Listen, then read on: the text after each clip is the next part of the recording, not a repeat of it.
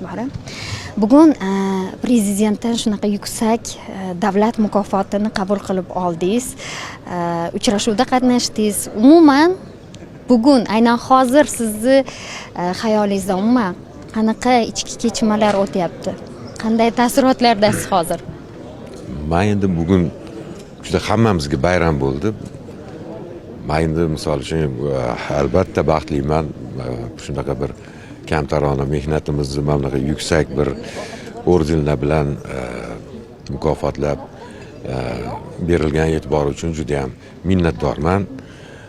Va qolaversa mana prezidentimiz tomonidan bu uchrashuvimizda taqdirlashdan keyingi uchrashuvda qancha bizani sohaga bo'lgan qancha mana e'tibor masalalarini o'zingiz eshitdingiz.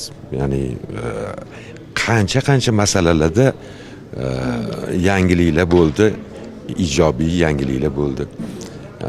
Ham tomondan ham kerak bo'lsa mana o'sha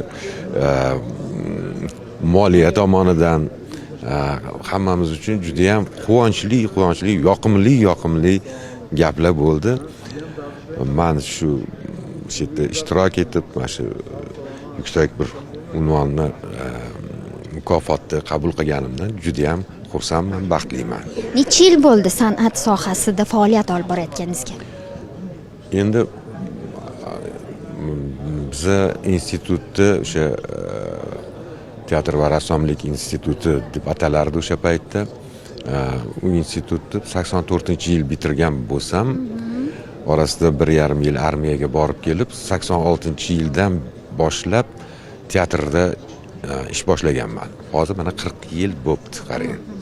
Umrining 40 yilini aynan san'atga baxsh etgan inson sifatida siz ijodkor uchun eng muhimi nima deb bilasiz?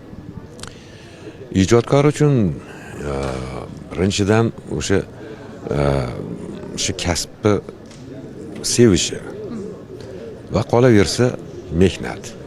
Hamma sohada bo'lganday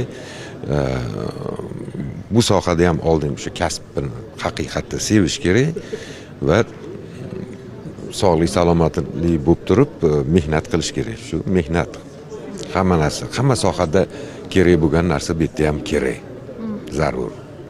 Bo'lmasa ming talant bo'lsa ham o'sha talantni yo'q bo'lib ketadi deb, ming talant bo'lsa ham, Xudo bergan talanti bo'lsa ham o'shani rivojlantirib turmasa, pastdan doim o'sha o'z ustida ishlab turmasa, yangilik qilib turmasa, yangilikka intilib turmasa, talant berilganidan foyda yo'q-da. Rahmat. Salomat.